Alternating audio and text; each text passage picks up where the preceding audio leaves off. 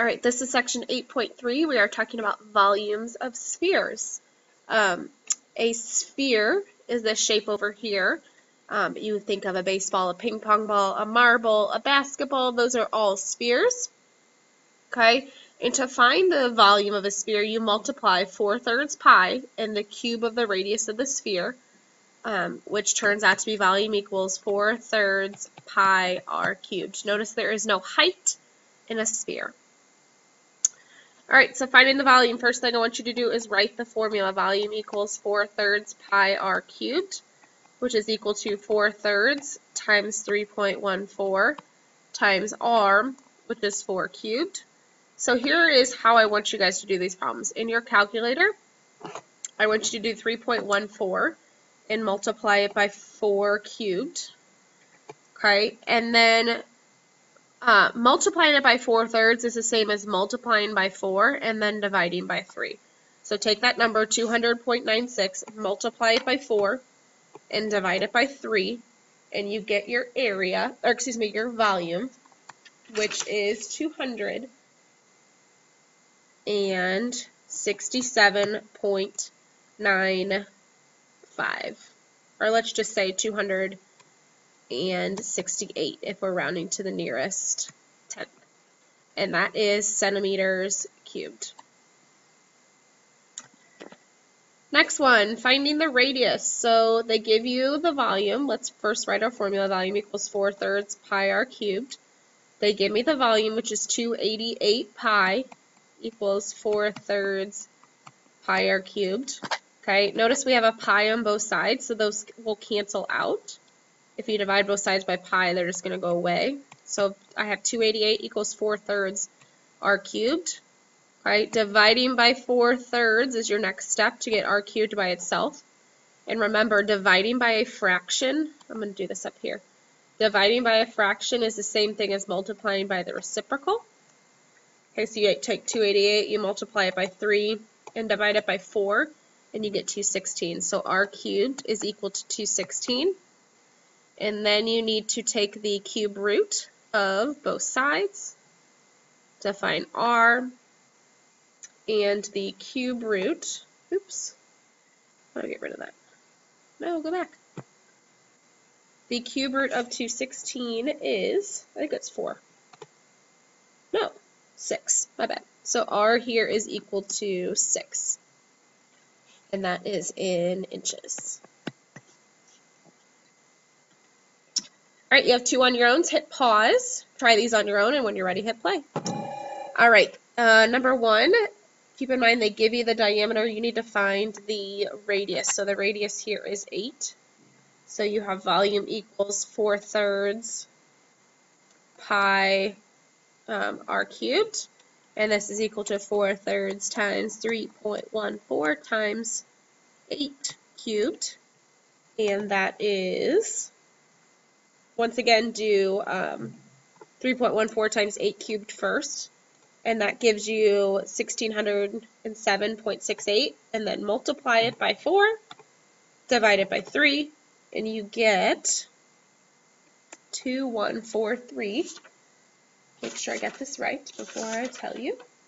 Yeah, so you get 2143.57, and then rounding this to the nearest tenth, I get 2143.6, and that is feet cubed. In this one, they give you the volume, and you need to find the radius. So volume equals 4/3 pi r cubed.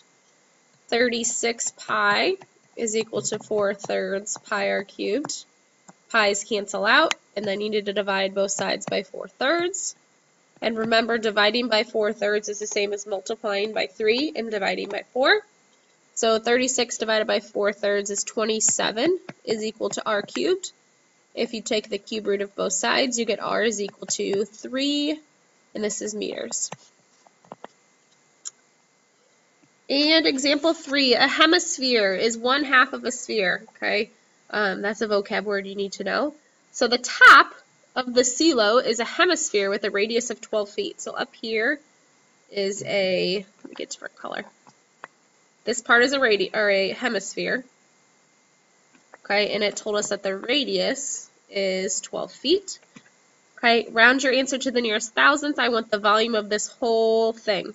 Okay, so to do that, I need to break this into two parts. This is called a composite solid because it's made up of two different shapes. So I'm going to start with the cylinder. And then we also have the hemisphere.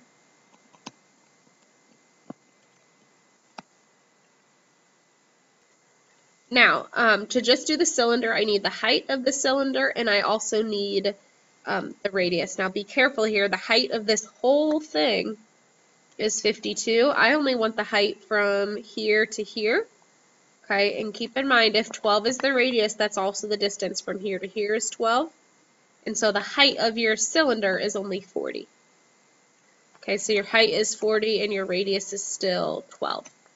Okay, so plugging this into your cylinder formula, volume is equal to pi r squared times height, and volume is equal to 3.14 times 12 squared times 40. Do that in your calculator, you get a very large number, 18086.4, and that is feet cubed. So our hemisphere, our radius is 12, so the volume here is, is 4/3 pi r cubed. Okay, and volume equals 4/3 times 3.14 times 12 cubed. So first do 3.14 times 12 cubed, and then times it by 4, divide it by 3. And the volume of the hemisphere, keep in mind, we just found the volume of the sphere, so then to find the hemisphere, we have to, I just totally spelled that wrong. To find the hemisphere, we got to divide the sphere by 2.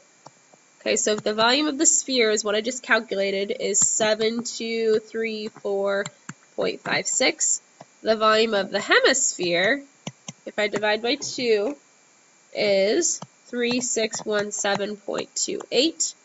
Okay, and so to find the volume of the composite solid, I have to add this and this number, which gives me 18086.4, which gives me a volume of 21703.68, and it says round to the nearest thousandth, and I don't have a thousandths place, so we're good there, and this is in feet cubed. And that is our final answer. All right, these last two are on your own. Here is what I'm going to help you with. So this is a cylinder, and here is one hemisphere, and here is the other half of the hemisphere. So two hemispheres make a sphere, so you have cylinder plus sphere here. Okay, and this one you have cylinder plus a cone. Here's your cone, and your cylinder is obviously right here. Be careful with the height on this cylinder. Do the same thing. Actually, I would help you with that. So from here to here is 2, and from here to here, or the radius, sorry, is 2. Okay, so 8 minus 2 minus 2, the height of the cylinder is only 4. Okay, so hit pause, try these on your own, and when you come back, there will be answers magically appearing on the screen.